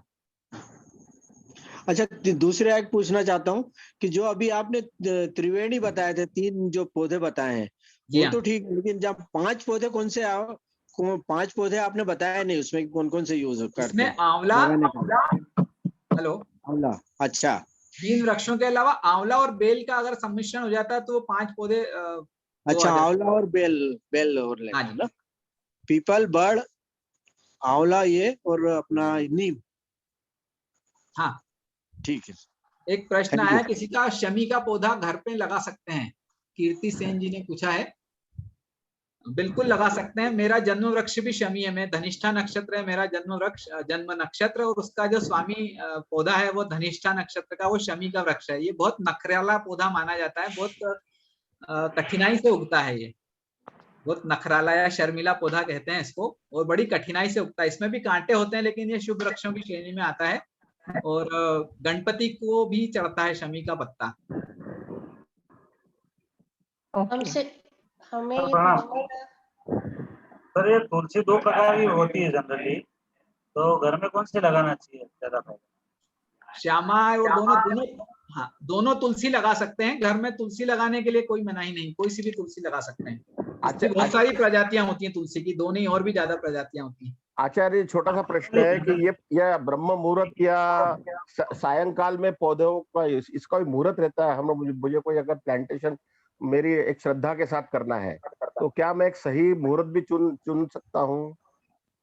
बिल्कुल, प्लांटेशन के लिए कुछ नक्षत्र भी निश्चित किए गए हैं कि किस नक्षत्र में आप प्लांटेशन करेंगे तो ज्यादा अच्छा उसका प्रभाव होगा। और समय का भी वो है, लेकिन चूंकि अब हमारे पास समय की उपलब्धता नहीं है तो हम आमतौर पर रविवार चुनते हैं कि हमारा वृक्षारोपण का कार्य। नहीं, मेरा प्रश्न सिर्फ ब्रह्म मुहूर्त अच्छा है या सायंकाल अच्छा है, बस इतना ही मैंने कहीं पढ़ा था। लगाने के लिए? हाँ, लगाने के लिए। देखिए, सायंकाल में भी लगाने में दिक्कत नहीं है। आप शाम को लगाते हैं, उसको पानी दे देते हैं, तो उसको धूप की तीव्रता नहीं मिलती, तो सुबह तक वो अच्छा तरोताजा हो जाता है। तो शाम के समय भी पौधा लगाने में कोई दिक्कत नहीं है, और वृक्षायुर्वेद में भी इस चीज का उल्लेख है। तो शाम के समय, ब्रह्म मुहूर्त, दोनों समय पे आप लगा सकते हैं। धन्यवाद सर। मेरे को ये पूछना था कि रुद्राक्ष के पौधे कितने साल में फल देते हैं? देखिए, रुद्राक्ष के पौधे के जो फलने का समय है ये वहां की परिस्थिति पर भी निर्भर करता है। जहां आप लगा रहे हैं वहां किस तरह की परिस्थितियां हैं, वहां की जलवायु कैसी है, और इसकी प्रजातियां बहुत सारी आती हैं। रुद्राक्ष की बहुत सी प्रजातियां हैं। कई सारी नर्सरियों में कुछ दूसरे पौधों को भी रुद्राक्ष करके बेचा जाता है जिसमें कभी फल नहीं आता है। ये बदमाशी भी होती है रुद्राक्ष के पौधे के साथ। सर एक सवाल है कि ये रात की रानी जिसे बॉटनिकल में बोलते हैं सेस्ट्रम नोक्टर्नम, क्या ये अपन घर में लगाना चाहिए इसको? और एक आपका मनी प्लांट, ये दोनों के बारे में बड़ी अलग अलग कुछ पढ़ते रहते हैं, कोई भ्रांतियां हैं, तो क्या इनको लगाना घरों में उचित रहेगा दोनों को? बिल्कुल लगा सकते हैं, रात रानी और मनी प्लांट दोनों को लगा सकते हैं। रात रानी तो रात की उसकी खुशबू, बहुत महक जो है वो आपके वातावरण को, पूरे वातावरण को स्वच्छ और सुंदर कर देती है। और मनी प्लांट को भी लगाने में कोई दिक्कत नहीं। मनी प्लांट की साथ में बहुत सारी इस तरह की वेराइटियां, सिंगोनियम है, इनको हम इंडोर प्लांट्स के रूप में लगाते हैं। मॉन्स्टेरा है, सिंगोनियम है, मनी प्लांट है, इनको हम घरों में लगा सकते हैं, कोई आपत्ति नहीं है। एक मेरा छोटा सा सजेशन है, क्या मैं बोल सकती हूँ? जरूर। हाँ, आपके जितना मुझे नॉलेज तो नहीं है वास्तु से रिलेटेड, वृक्षारोपण से रिलेटेड, लेकिन मैंने कहीं एक बहुत अच्छा वीडियो देखा था जो आज मैं आप सभी लोगों के बीच में शेयर करना चाहती हूँ। चूंकि वृक्षारोपण आज का एक जिसे कहते हैं बर्निंग टॉपिक है, और एफॉरेस्टेशन और ये सब चीजें बहुत मास लेवल पे चल रही हैं, तो किसी ना किसी तरीके से हर कोई इस चीज को कंट्रीब्यूट कर सके, इसलिए एक छोटा सा आइडिया है जो मैं मेरी तरफ से इस ग्रुप में सेंड करना चाहती हूँ। आप लोग अपने अपने घर में फलों के या किसी भी चीज के जो बीज रहते हैं उन्हें धोकर सुखाकर और मिट्टी के गोले में बांध कर रख सकते हैं। वो मिट्टी के गोले बांधकर आप जब भी ट्रैवलिंग के लिए जाएं, कार से, ट्रेन से, जैसे भी, उन मिट्टी के गोलों को फेंक दें। कहाँ पर? जहां पर बंजर जमीन हो या जहां पर आपको ऐसा लगे कि पौधे उगाना पॉसिबल है। इन जगहों पर इस तरीके से ये मट्टी के गोले फेंकने से एफॉरेस्टेशन बहुत जल्दी ये हो जाता है, मतलब रिफॉरेस्टेशन, रादर एफॉरेस्टेशन नहीं, रिफॉरेस्टेशन बहुत जल्दी हो सकता है। तो this is just an idea जो मैं इस ग्रुप के साथ शेयर करना चाहती थी। अगर आप लोग भी ये सब चीजें करेंगे तो हम सब अपने अपने पर्सनल लेवल पे जितने ज्यादा पेड़ उगा सकते हैं उतने ज्यादा पेड़ उगा सकेंगे। तो जो छोटे मोटे बीज आपके घर में रहे बड़े बड़े पौधों के, उन्हें मट्टी के गोले बनाकर और 4-5 बीज उसके अंदर डाल के उसे बस ऐसे ही रैंडमली फेंक दें, तो जब भी बारिश आएगी तो वो पौधे अपने आप उग जाते हैं। और I don't remember the country, but किसी एक कंट्री ने इसी पर्टिकुलर टेक्निक को अपनाते हुए हम अपने ऑलमोस्ट 80% फॉरेस्ट्स को वापस रीग्रो किया है। So if everybody can do this, it will be a great help. Acharya ji एक प्रश्न पूछना मुझे। एक मिनट में श्रेया जी की एक उसी से संबंधित एक चीज बोल रहा हूँ। सीड बॉल जो थेरेपी, आप जो सीड बॉल बनाने की श्रेया जी बात कर रही हैं, इस पे मैं काफी सालों से प्रयोग कर रहा हूँ, और जिस तरीके से आप बता रहे हैं इसको थोड़ा सा मैं सही तरीका इसका बताऊं। अब एक तो हम अगर कार से चलते हुए या ट्रेवलिंग में इसको फेंक रहे हैं तो उसकी संभावना है कि वो मिट्टी गोला टूट के बिखर जाएगी, पहली चीज। दूसरा, गोला टूट के बिखरने के बाद बीज एक्सपोज हो जाएगा तो उसके उगने की संभावना है या नहीं है, कोई पक्षी या कोई कीड़े भी उसको खा सकते हैं। तो जो इसका सही तरीका है सीड बॉल बनाने का, आपका मिट्टी के अंदर, जैसे इंदौर के हमारे यहाँ ब्लैक कॉटन साइल है, मिट्टी में हम थोड़ी सी नीम की फली मिलाते हैं, थोड़ा सा भूसा मिलाते हैं, साथ में थोड़ी सी खाद मिलाते हैं, और एक लड्डू के बराबर, एक जो नॉर्मल साइज का लड्डू होता है, इसके अंदर हम 2 या 3 बीज रखते हैं। वो अलग अलग प्रजातियों के भी हो सकते हैं या एक ही हो सकते हैं। इसमें हम इसको उसके बाद लड्डू का आकार थोड़ा सा गीला रख के इसको कट्ठा बांध के और फिर इसको सुखाते हैं। सुखाने का भी वो है, अगर आपको इसको आप 1 साल 2 साल तक स्टोर करके भी रख सकते हैं सीड बॉल को। अगर आपको स्टोर करना है तो उसकी जरा ज्यादा ठोस बॉल बनाइए, और अगर आपको एक ही सीजन में अभी बनाने के 2-4 घंटे, 2-4 दिन या हफ्ते, 10 दिन, 15 दिन, 1 महीने में ही यूज करना है, तो उतनी कठोर बाल आप न भी बनाए, उसको सुखा लें। भूसा हम इसलिए मिला रहे हैं इसमें ताकि वो बाल सूखने के बाद तड़के नहीं। जी नीम हाँ। की खली इसलिए मिला रहे हैं कि वो खाद का भी काम करेगी और वो एक तरीके से इंसेक्टिसाइड का भी काम करेगी, वो किसी तरह के कीड़े पतंग से इंसेक्टिसाइड, नहीं लगेगी। हाँ तो इस तरीके से दूसरा फेंकने के राइट। बजाय इसको जितनी बड़ी बॉल है लगभग उतना ही गहरा गड्ढा करके अगर हम जमीन में लगाएंगे तो उसके जर्मिनेशन और जड़ पकड़ने की संभावनाओं में मल्टीफोल्ड बढ़ जाती है। वेरिएशन आ जाता है, उसमें अच्छी उसका जो जर्मिनेशन है वो बेहतर होने की संभावना रहती है। अभी तक जो ओके सीड बॉल का जो परसेंटेज रहता है वो 8 से 10% का जर्मिनेशन का माना गया है कि 8-10%, और उसमें भी ओके अगर अभी आपने डाला, आज बारिश 2 दिन बाद बारिश हो गई, वो पौधा अंकुरित हो गया, लेकिन फिर तो 8-10 बात अलग है। दिन अगर पानी नहीं मिला तो वो सूख जाता है। तो थोड़ा सा इसके स्थान का चयन आपको ऐसा करना पड़ेगा जहां नमी बराबर उसको मिलती रहे। आचार्य जी एक प्रश्न है मेरा। क्वेश्चन है मेरा। आचार्य जी हाँ मैंने जी। साउथ इंडिया से एक कैनन बॉल शिवलिंग फ्लावर का एक पौधा लाया हुआ है और आप इससे देख सकते हैं, और इसके अंदर काफी मतलब ट्री के लायक है, इसको शिव की पूजा के लिए। इसके जी। बारे में आपको कुछ जानकारी हो तो बताइए।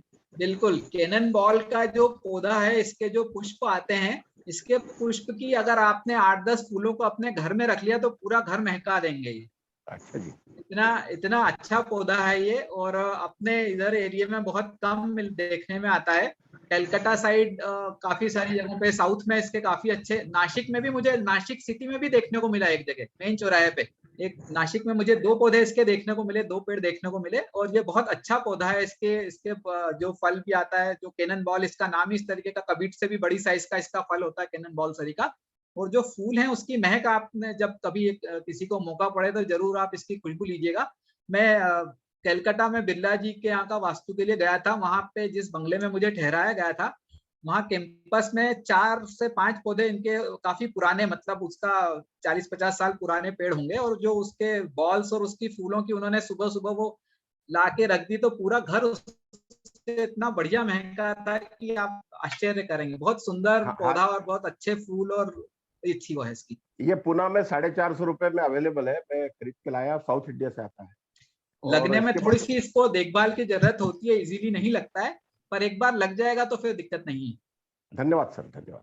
सर जी मेरा एक क्वेश्चन है कि अपन यहाँ पर चेरी, ब्लूबेरीज और लीची के पौधे एमपी में लगा सकते हैं क्या? बिल्कुल लगा सकते हैं, हमारे यहाँ मंदसौर साइड पे लीची की खेती हो रही है। तो ये अपने को प्रायः दिखते नहीं है ये वाले पौधे कहीं पर भी।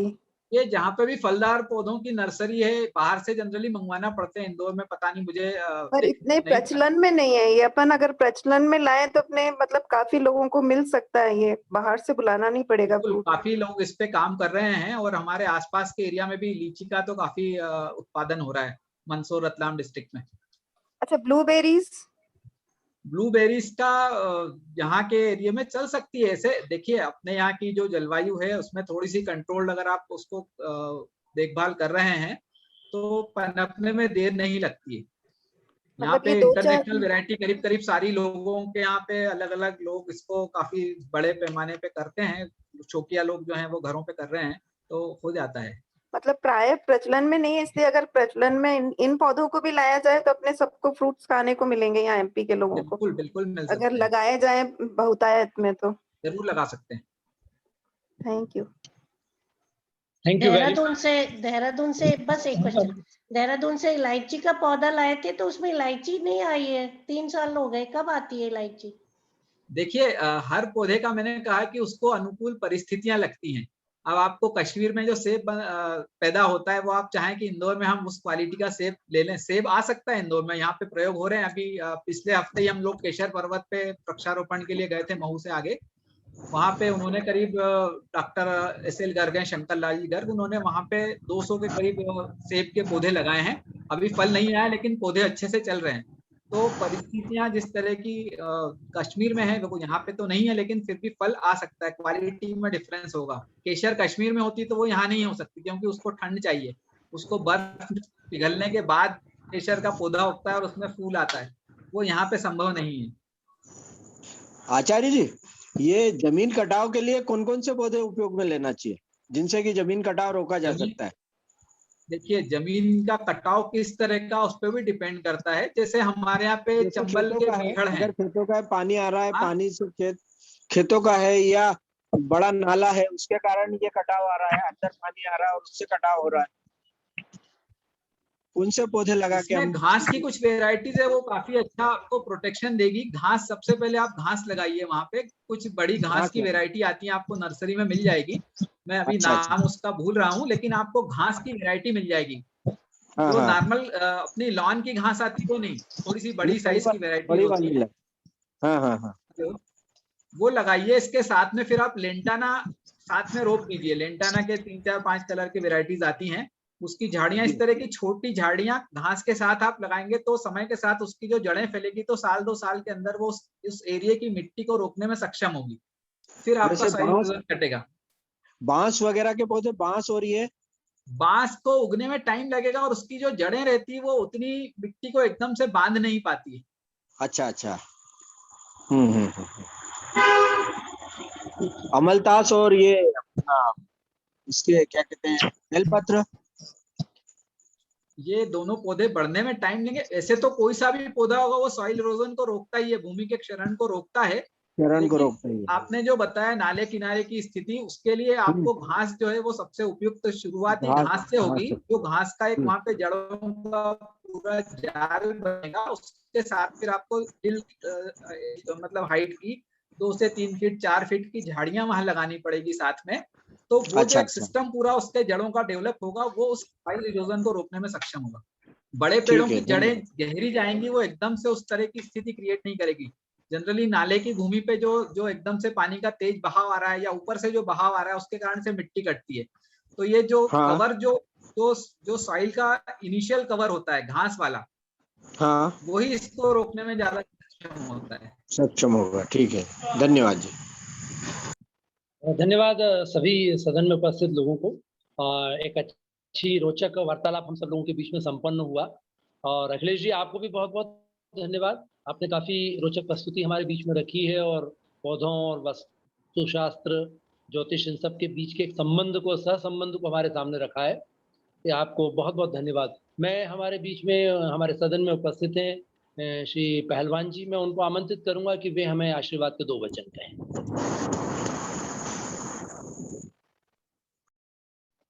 नमस्कार। आज के वक्ता जैन साहब की मैं सराहना करता हूं, जो उन्होंने उपयोगी जानकारी हम लोगों सबको दी। उनका वक्तव्य इसलिए भी सराहनीय था कि उन्होंने अपनी बात संस्कृत से प्रारंभ की और पूरा वक्तव्य हिंदी में दिया और जो लिखा हुआ दिखाया वो देवनागरी लिपि में लिखा हुआ दिखाया। धन्यवाद। मैं अपनी तरफ से एक बात का उल्लेख करना चाहूंगा कि चीनी मान्यता के अनुसार जो 5 तत्व हैं, 5 तत्व सिद्धांत है उनका, उसके जो 5 तत्व हैं उसके अंदर कास्ट भी एक तत्व माना गया है। और मैं आपके ज्ञान की प्रशंसा करता हूं और उससे भी बड़ी बात यह है कि आपको बात को कहने का तरीका आता है जो बात हम लोगों के अंदर उतर जाए। धन्यवाद रविंद्र जी। मैं बचपन से आपका प्रशंसक रहा हूं। आप टिकट के बहुत बड़े स्टैम्प्स के कलेक्टर रहे और मैं बचपन में बहुत छोटा था तब भी आपके पास आता था। आपको जानकारी नहीं, लेकिन मैं आपको बता दूं। थैंक यू, धन्यवाद सब, धन्यवाद। मैं आदरणीय राम नारायण सोनी जी को आमंत्रित करूंगा कि एक इस पूरी कार्रवाई का एक संक्षिप्त लेखा जोखा सभी सदस्यों के सामने रखें।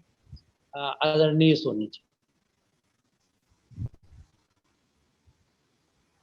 पुरी साहब, आपका नंबर आने वाला है। सभी उपस्थित आवाज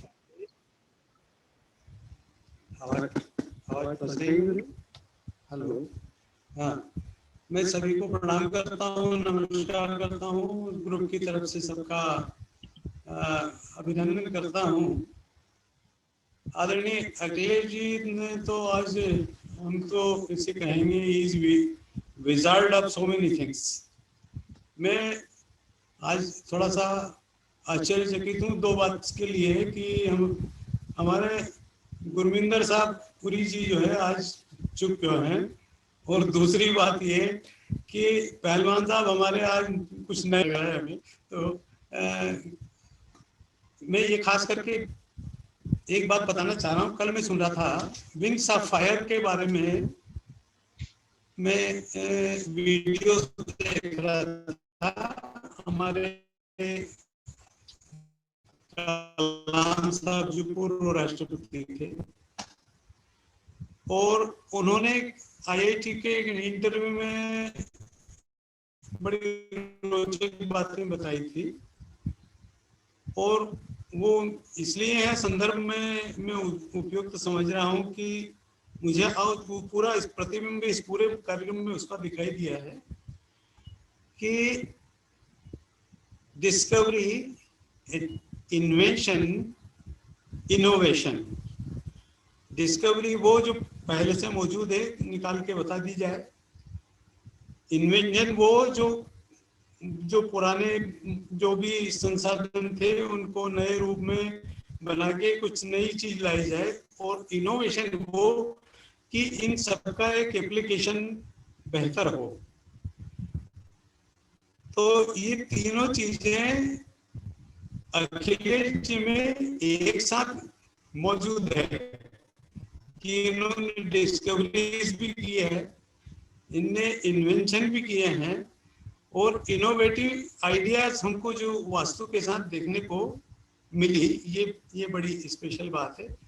चौथी जो सबसे खास बात खुद कलाम साहब ने अपने मुंह से कही थी, वो ये थी कि रिसर्च एक ऐसा डिपार्टमेंट है कि जिसमें डिफरेंट डिपार्टमेंट्स अगर मिलेंगे तो ही रिसर्च होंगी। डिफरेंट डिपार्टमेंट से मतलब इंजीनियरिंग भी हो उसमें, वास्तु भी हो उसमें, होगी उतने बढ़िया रिसर्च होंगी। तो एक अखिलेश जी अपने आप में एक इंस्टीट्यूशन है, इतने सारे डिपार्टमेंट उनके पास हैं।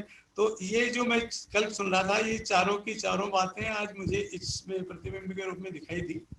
दूसरी बात ये कि जो प्रश्नोत्तर हुए थे, वास्तव में वो प्रश्नोत्तर ऐसे हैं जो व्यावहारिक धरातल के हैं। fictitious में ये ना कुछ सोनी जी अखिलेश जी के बारे में बता रहे थे, तो मैं पुरी साहब को आमंत्रित करूं। पहले उसके पहले एक छोटी सी बात और जरूर कहना चाहूंगा कि अखिलेश जी प्रायः ऐसे व्यक्ति हैं कि अगर आप कभी किसी ज्योतिष शास्त्री से मिलेंगे तो वो केवल आपसे ज्योतिष की बात करेगा। बड़ा गंभीर सा व्यक्तित्व उस व्यक्ति का होगा और आपको लगेगा कि बड़ी गंभीर बातें करके और हमें उड़ जाना है। लेकिन अखिलेश भाई एक बहुमुखी प्रतिभा के धनी इंसान है। आप उनसे जीवन के जो अलग अलग रोचक पहलू हैं उन पर आप बड़ी संजीदगी से चर्चा कर सकते हैं, और उस पर वो एक विशेषज्ञ की तरीके से आपसे बात करते हैं। तो ये बहुत अच्छी बात है कि उनके पास एक बहुआयामी व्यक्तित्व है। मैं माननीय गुरविंदर जी पुरी साहब को आमंत्रित कर रहा हूँ कि वे इस कार्यक्रम में अपना आभार प्रदर्शन करें। पुरी साहब। सबको मेरा नमस्कार, और जो वरिष्ठ जन हैं पहलवान साहब रविंद्र जी, मेरा चरण वंदन आप सबको। मेरी आवाज आ रही होगी उम्मीद करता हूँ जी। मैं आज अपनी सारी बात कुछ शेरों में ही करूंगा आपसे। पहला शेर तो मैं अखिलेश जी को समर्पित करता हूं, और बाकी के सारे शेर जो हैं वो पेड़ों के लिए हैं। पेड़ों के लिए उर्दू में एक लफ्ज़ इस्तेमाल होता है, उसको शजर भी कहते हैं पेड़ को। तो मैं वो मतलब बता दूं, कई लोगों को मालूम ना हो तो उन्हें समझ नहीं आएगा।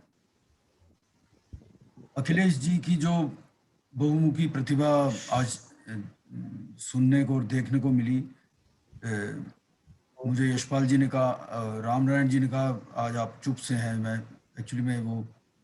मैं चुप हो गया सुन के। मैंने इतनी शास्त्रीयता से उन्होंने समझाया, और उनके ज्ञान की जो गागर थी वो इतनी भरी हुई थी कि मैं बहुत प्रभावित हुआ। तो सर आपको बहुत बहुत सलाम है। मैं एक शेर सुनाता हूँ आपको कि हर आदमी में होते हैं 10-20 आदमी, हर आदमी में होते हैं 10-20 आदमी, जब भी किसी को देखना 100 बार देखना। क्या तो बात है, क्या बात है। आप में तो 10-20 नहीं साहब, आप में तो उससे भी ज्यादा आदमी मुझे नजर आए एक में ही। और अब मैं कुछ बिंब खड़े करूंगा जो पेड़ों के लिए और शजर के लिए हैं। मैं उनके बीच में कुछ कमेंट्री नहीं दूंगा, सिर्फ एक आप देखिए कैसे पेड़ों के साथ हमारा रिश्ता है, कैसे हमारी भावनाएं जुड़ी हुई हैं। सबसे पहले तो वो एक अभी वाकया भी सुनाया था किसी ने कि भाई एक पेड़ था वो काट दिया गया किसी कारण से, तो मुझे ये शेर याद आ गया, उस पेड़ से किसी को शिकायत न थी मगर, उस पेड़ से किसी को शिकायत न थी मगर, ये पेड़ सिर्फ बीच में आने से कट गया। बिल्कुल सही। और एक दूसरा बिंब सुनिए पेड़ के बारे में कि अजीब दर्द का रिश्ता था, सबके सब रोए। बारीक शेर है, सुनिएगा ध्यान से। अजीब दर्द का रिश्ता था, सबके सब रोए, शजर गिरा तो परिंदे तमाम शब रोए। बहुत बढ़िया, गिरा बहुत तो बढ़िया। परिंदे तमाम शब रोए। और एक बिंब ये भी है, देखिए कि रेत भरी है इन आंखों में, तुम आंसू से धो देना। रेत भरी है इन आंखों में, तुम आंसू से धो देना। कोई सूखा पेड़ मिले तो उससे लिपट कर रो देना। बहुत शानदार, बहुत कोई सूखा शानदार। पेड़ मिले तो उससे लिपट कर रो देना। और एक बिंब ये भी देखिए कि सफर हो शाह का, सफर हो शाह का या काफिला फकीरों का, सफर हो शाह का या काफिला फकीरों का, शजर मिजाज समझते हैं राहगीरों का। बहुत बढ़िया। शजर मिजाज समझते हैं राहगीरों का। पुरी साहब ऐड करता हूँ, शजर उदास है चिड़ियों के चह चह गुमसुम, गुमसुम, हाँ, के तेरे बाद भी तन्हा सी जिंदगानी। हाँ, कि तेरे बाद तो यूं तन्हा सी जिंदगानी है।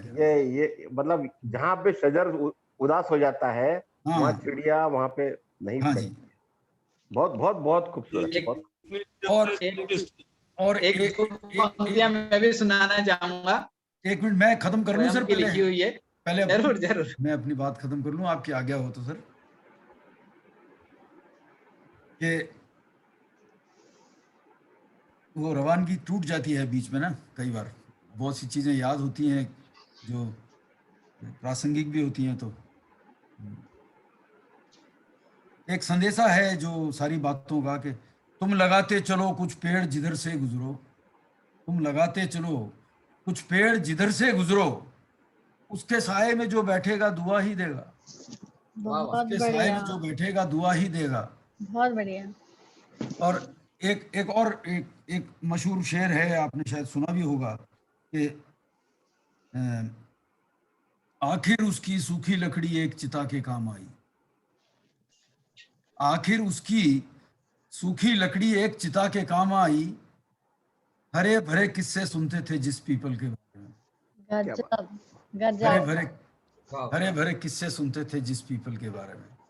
तो अखिलेश जी, आपकी जो टोटल वार्तालाप थी और जो ज्ञान आपने बांटा है, उसके लिए हम तहे दिल से आपके बहुत बहुत शुक्रगुजार हैं। और हमारी जो परंपरा है उसके अनुसार हम आपको धन्यवाद के रूप में सबके सब सल्यूट करेंगे। सर, आपका बहुत बहुत धन्यवाद है सर। जाते जाते एक पंक्ति, दो पंक्तियां। हम ही हैं चमन के माली, हम ही बहारें लाएंगे। हम ही हैं चमन के माली, हम ही बहारें लाएंगे। जुट जाएं जो एक होकर, तभी विरासत दे पाएंगे। बहुत बढ़िया, क्या बहुत बात है, बढ़िया, क्या बात। बहुत बढ़िया। कभी एहसान का बदला नहीं मांगा करते, कभी एहसान का बदला नहीं मांगा करते, पेड़ साये का किराया नहीं मांगा। क्या बात, क्या बात है। ये एक ऐसा पेड़ है कि ये इस साये का कोई किराया नहीं मांगते हैं, उल्टा हमको कितना दे के जाते हैं धर्मेंद्र जी। धर्मेंद्र जी 100% सही।